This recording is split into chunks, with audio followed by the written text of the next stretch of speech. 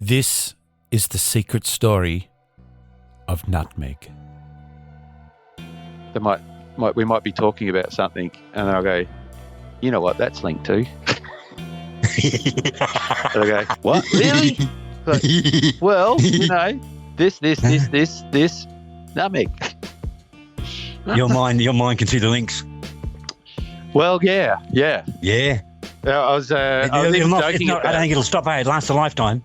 Yeah. I don't think it can come to an end. It certainly hasn't for me. Yeah.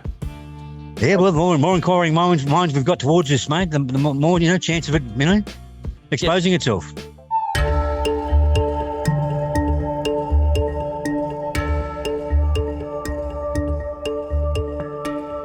For centuries, the seed of the Mystrica fragrance tree, nutmeg, also known as muscat, has been sought after by people all over the world for its perceived medicinal and magical powers.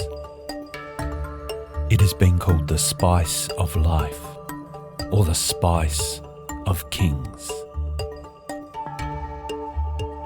Thought to have cured the plague, have aphrodisiac qualities, and even cure flatulence, nutmeg was considered a symbol of wealth and status over thousands of years, instigating the birth of capitalism, globalism, and violent genocide and war.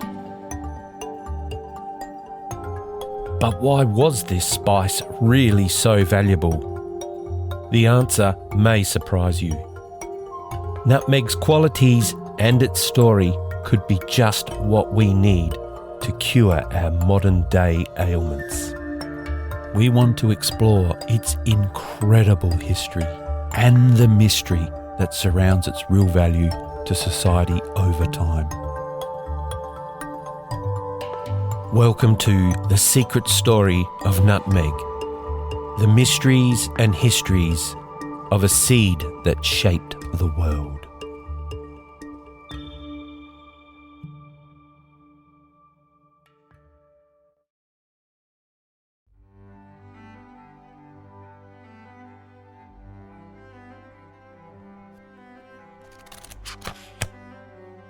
I now have one of Trad's books, A Truth About Us, with a golden apple on the cover and etched into it a map of the world. The byline is The Explosive Secret of Our Past, Present and Future by Traditori Trudatori. I open it and read the preface. As humans, we have all been taught a common narrative or history story of our almost forgotten past. These similar narratives over the last 2,000 years have been delivered to us mainly through the teachings of religions. Could this history that we have been taught, know of or believe in be missing some crucial underlying and undeniable secretive facts of our past? Our unadulterated, unimaginable and almost unbelievable history will soon be exposed as the dark curtains that have hidden an important chapter of our historical narrative are finally drawn aside. I invite you to become awakened and then enlightened of this little known about and censored chapter of how we become humane humans. Eating the fruit of this outstandingly beautiful and little known about spice tree with its gift of empathy can change our behaviours and bring us world peace. Just below the preface, there are 3 words: respice, spice, and prospice. I see spice in every word. Respice, it has underneath examine the past. Spice, examine the present. Prospice, examine the future. It kind of reminds me of a dream I had recently, where it was said to me, the past, the present, and the future are the same thing. I'm not sure I know what that means. However, I promised I would get to Run to tell the story of the Manhattan Transfer. And we're still with the Portuguese. So, Malacca fell with little resistance. The Portuguese had superior naval firepower, heavily armed ships with long-range cannons, and perhaps the local traders were simply unwilling to see their city destroyed over trade routes. Now the Portuguese were closer than ever, just a few thousand kilometres from their goal. Being that close, relatively speaking, turned out to be the breakthrough they needed. It finally led them to the source of nutmeg, the Banda Islands. Before we go on, we must discuss the unique part of the world where the Banda Islands sits, because it really is quite special. If you look at a map of the eastern side of Indonesia, a map that shows the oceans, something like Google Maps or Google Earth, you will see a dark blue swirl just below the western end of New Guinea. The swirl is called the Banda Arc, and there is a deep ocean trench making the swirl you see. This is where the Australian continental plate has collided with the Banda Sea Plate, part of the wider Southeast Asian plate. It looks like the two plates are turning in on themselves, like a wave breaking. It looks pretty cool actually, and the Banda Islands sit in the swirl, in the curl, like a surfer, riding the tube. I surf, not as often as I'd like, but enough to say I surf. Being in a tube is the ultimate goal of any surfer. Being inside the curling wave as it breaks over you looks dangerous, but being there feels like the safest place on earth. Am I speaking in metaphors here? Perhaps. But I am finding this really interesting, looking at the bandas from this viewpoint. Looking at the world like this from above and seeing the patterns there reminds me of the Hermetic axiom, as above, so below. What I see here is deeply touching something in me that I can't quite explain. Maybe I'm getting too deep into this.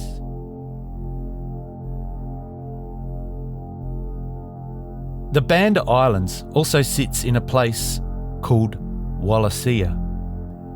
I must admit, when Trad first told me this, I thought he was making this stuff up. Didn't you know that the Bandas are in a place called Wallacea? Walla-bloody-sea. What? But sure enough, look it up. There it is. Wallacea.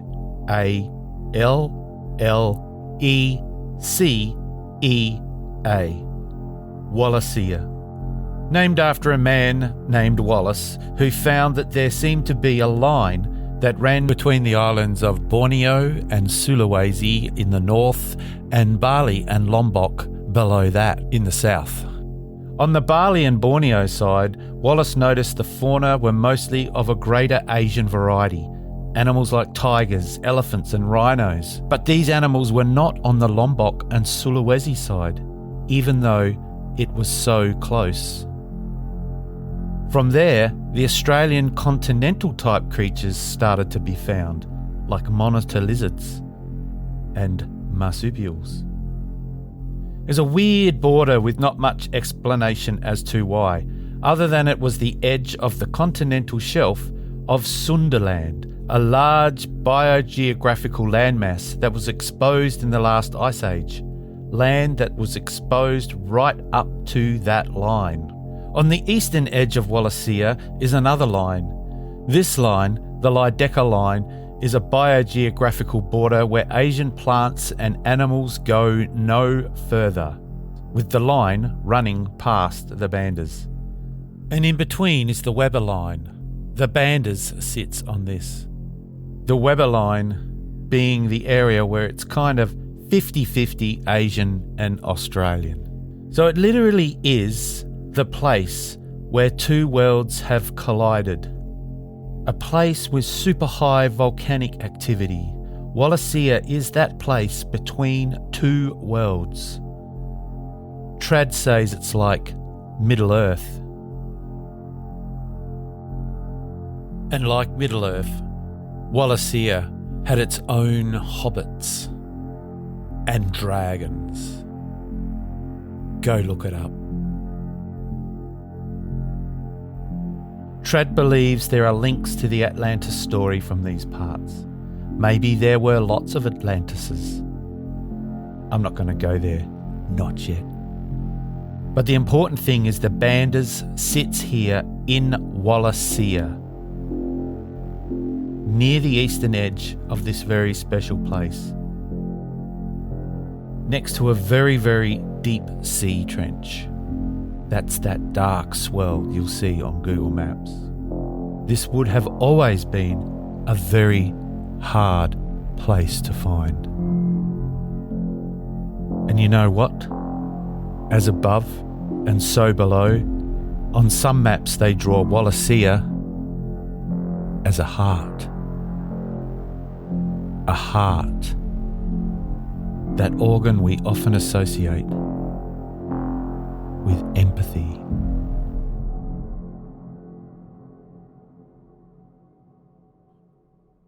So, with Malacca under their control, the Portuguese had, in less than a century, taken hold of almost the entire spice trade. The only missing piece of the puzzle was the origin of nutmeg itself. In 1511, Malay pilots guided a Portuguese expedition eastwards from Malacca, past Java, beneath Borneo and Sulawesi, and to the Malacca region. It is interesting to note the Portuguese wasted no time in looking for the Bandas. In fact, they had only been in Malacca for 3 months. Surely just taking Malacca would have been highly beneficial to them, as it would have allowed them to secure much better prices by controlling this major trading post. However, they had instructions to find the source of nutmeg, and they did. The Banda Islands. The Europeans finally got there.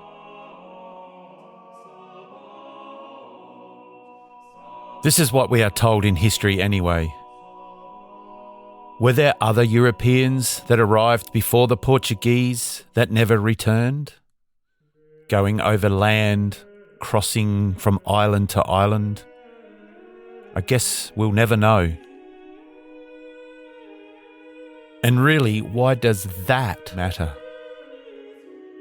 But for now, the mystery of the whereabouts for the Portuguese was finally solved. I'm so truly sorry for telling this story from a European perspective. My first and only language is English, and as a result, much of what I encounter is initially in this language. There is also a significant bias towards a Eurocentric storyline. I hope that will change. But I will say, it's been refreshing to find so far lots of information from Indian newspapers about nutmeg and its story, in English, telling stories that were not in other US and European sources. Oh, to be able to read any language at will. Maybe with AI, I guess that might be coming. And saying all that, we do know that the Chinese knew where the Banda Islands were from at least 200 BCE.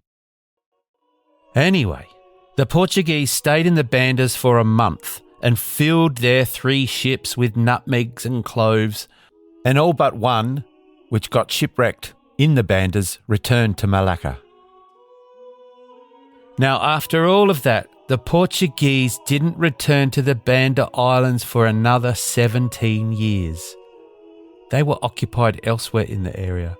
There were lots of hostilities towards the north of the islands, and they ended up doing good trade for nutmeg from Malacca. However, in 1529, they returned to the Bandas and attempted to settle. But every attempt to build a structure, in particular a fort, was met with resistance. I still can't get over the fact that they stayed away for 17 years. Did they try to settle there but were too proud to admit their failures? Was the trade from Malacca just fine how it was without taking over the islands? Whatever it was, they didn't go back as far as we know. But now in 1529, they needed to secure their presence. Another major European player was pushing into the region, and that player was Spain. Now that ship I mentioned earlier that was shipwrecked north of the Bandas, well, it ended up on the island of Ternate, and the captain of that vessel was a man named Francisco Serrao. Francisco is reported to have been so enchanted by the Spice Islands in present-day Indonesia that he fell in love and married a local woman. Some say Javanese, others say it was a woman from Ambon, and others say she was from Ternate itself. Francisco became an advisor to the local sultanate, and when the Portuguese eventually became more established in the region, it is said he would write letters via Malacca to his best friend back in Portugal. That friend's name was Ferdinand Magellan. Now, I'm sure you've heard that name before. I always thought it was Magellan who was the first to circumnavigate the globe. But looking into this nutmeg business, I'm starting to question that. Magellan had been a part of the fleet that made it to Malacca for its conquest in 1511. Unlike his friend, he had returned to Portugal, and on hearing the beauty and riches of the Spice Islands, Magellan had to find a way to get there. He tried to get sponsored by the Portuguese king and was reputedly refused, and so went to the King of Spain with his idea of finding a new way to the Spice Islands, to go west. He sold the idea to the king by promoting through Francisco Serrao's letters that the Spice Islands, home of cloves and nutmeg, were so far east of Spain that they lay in an area that was Spain's right to conquer, according to the current Treaty of Tordesillas, which had basically divided the world up into two halves, one for Portugal, the other for Spain, or more correctly then, the Crown of Castile. The other part of the sales pitch was a Malaccan slave, Enrique. Enrique was captured by Magellan in the seizure of Malacca, and Enrique de Malacca, as he became known, escorted him back to Portugal and then to Spain. He was shown off to the king as a native of the Spice Islands. The king was impressed. This was all that was needed. A deal was struck, and the expedition was sponsored. The Portuguese king was furious with Magellan and tried desperately to sabotage his expedition, apparently ordering the assassination of his navigator, vandalising his house, and even sending a Portuguese fleet after him when the expedition left in September 1519. They failed to capture him, and Magellan's expedition sailed west, down the east coast of South America, and found its way into the Pacific Ocean. It sounds simple now, but that first part of the journey took a year, and in that time, amongst the men, of which there are around 270 on board 5 vessels of the fleet, there were killings, a shipwreck, an attempted mutiny, and rapes. Through all this, I am sure Enrique de Malacca was wondering if he would ever get home. They crossed the Pacific and limped their way to the Philippines. There, Magellan was killed by locals after converting nearly everyone he encountered to Christianity. Long story short. The last ships via Cebu finally made it to the Spice Islands. There was half as many men left who had originally set out to sea. They reached the island of Tidor, but not the Banda Islands. There they purchased large quantities of cloves. Eventually they set sail back to Spain. In total, they say, only 35 men made it home. But the first to make it home after circumnavigating the globe was Enrique. No one knows exactly where in the region Enrique was from. Some accounts say Sumatra, others Malacca, but apparently he did speak the language of Cebu, Cebuano, amongst many others, and maybe it is fitting that he became the first person to circumnavigate the globe.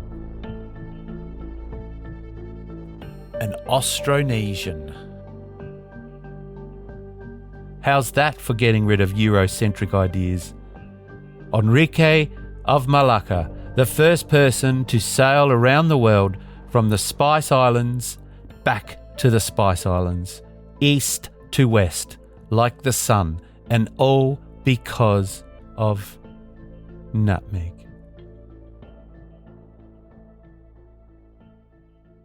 So, the Portuguese and Spanish had to draw up a new treaty and now have to share the Spice Islands along with everything else, including parts of the Netherlands, which I didn't know until just 2 days ago. The more I know I don't know. And we are still trying to get to Run. The island of Run, or the island of Run.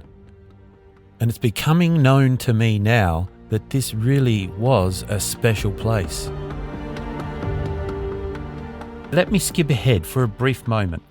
Trad exclaims in his book that King James I of England in the early 1600s proclaimed he was the King of England, Ireland, Scotland, France, and the Isle of Run.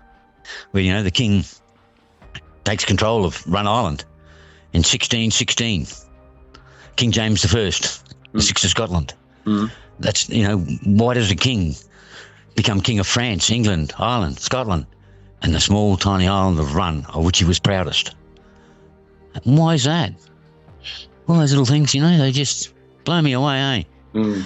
Why a king of England who's never been there? It's just got rocks. There's nothing there. There's not even, valuables or anything, what I mean? Oh, come on, Trad. Bullshit, I thought when I read this. But I've looked around, and yes, it is true. Well, I don't know exactly what King James I said. However, the facts are that the island of Run was one of the first ever British English colonies. The island of Run was one of the first pieces, or rather, first tastes, of the British Empire. We will get there, yes.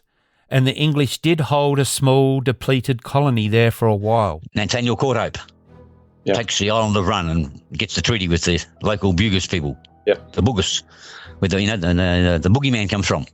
Yes. The Bugis. And the Dutch are about to step into the picture, and capitalism, and indeed global capitalism, is about to be invented. And at the centre of it all is nutmeg. Nutmeg. Nutmeg. I'm starting to see why Trad has been so fixated about this little seed from such a far-flung land for so long.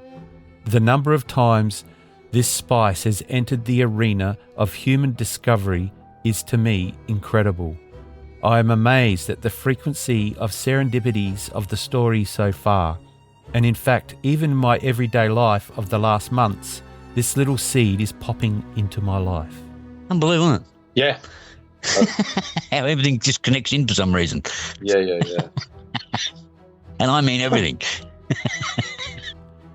But is this just the same as, say, when you buy a new car, or an old car in my case, but a car that you have never had before, or you are shopping for a particular brand of car, and all of a sudden, everywhere you go, you see that car? You know what I'm talking about? Almost the way algorithms of the internet work. Search one thing and every ad you get from then on is that thing. The algorithms, of course, are an external tool that is designed to do just that in order to take advantage of your current interests. The Baader-Meinhof phenomenon is a cognitive bias where someone notices a concept, a word, or a product more frequently after becoming aware of it. It is also called frequency illusion. I'm a little afraid of this, so much so that it is hampering my speed of writing this podcast. I am aware of this and trying to be as careful as I can not to succumb to it. It is a slippery slope to falling into a rabbit hole for me, But at the same time, I made a deal with Trad to help tell the story of Nutmeg based on his premise, to absorb his story and find a way to paint a picture that maybe you can connect with too. Benny was asking me today, he said, Trad believes that you really care about this. And he's going, do you? I'm going, yeah, fucking oath I do. And so and then I said, listen, if you were to talk to any of my mates that I work with or anywhere else, and if I say something, or even say I went and had a beer with a couple of mates the other night, and, I did not expect to be talking about Nutmeg. But they brought it up. How's the Nutmeg story going, Andy? You saw an opportunity? They're like, well, I'll tell you, I've just finished episode 3, and did you know? They asked. And you saw an opportunity. I saw an opportunity, yeah. But, it was, I remember the days. I remember those days. It's bloody interesting. It's really, really interesting. Yeah, well, the more inquiring minds we've got towards this, mate, the more, chance of it, exposing itself. So I really am connecting to this story on a deeper level. And I'm really trying to find a way to reflect that. Not a story that paints Trad as mad. Not a conspiracy for the sake of conspiring. Not a podcast that I'm not connecting with myself. But a story of facts, or as close as we can find them, for you to discover your own truths, your own journey to the Banda Islands of your own world, the island of your own existence. Yeah, or just another rollicking tale, another translation of history. Anyway, at this stage, once we reach the start of the modern era, we must examine Nutmeg's evolution. We have to look at what is inside the seed. What is it that made it so valuable? What was it that caused all that we have seen that has made such a profound impact on the way the world is working today? And what can it give us now that has and could change us, heal us, and perhaps help us evolve again? And then there's the story, or stories, of MDMA, the story of empathy. However, we must do the work to get there. Well, I have to. You can skip ahead if you like, if the episodes are available yet, but I feel I need to do this digging into history. This part, anyway. It's helping me understand our collective trauma, and we need one day to heal. And so here we are. The Portuguese have a stranglehold on the spice trade, with the Spanish under the crown of Castile to a lesser degree for most of the 1500s. In fact, they share in a few spoils around the globe through various treaties, like the Treaty of Tordesillas, and united in a complicated fashion on the Iberian Peninsula. And all of this was overseen by the Habsburg dynasty, also known as the Catholic monarchy, which controlled what is now known as Spain for the next 200 years. Parts of this empire, which was the largest at the time, also included parts of Central Europe, Italy, the Alps, and the Netherlands. Portugal gained its independence through a series of battles during the Portuguese Restoration War.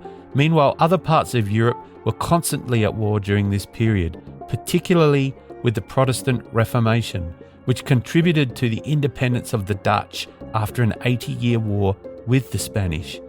The Netherlands was important to Spain. They were an entry point from the north, a bit of a trading choke point, an entrepot that, now being independent in the late 1500s, was ripe for economic development. The Netherlands, a trading hub, now freed from the Habsburgs, Rome and Spain, was ready to conduct business on its own.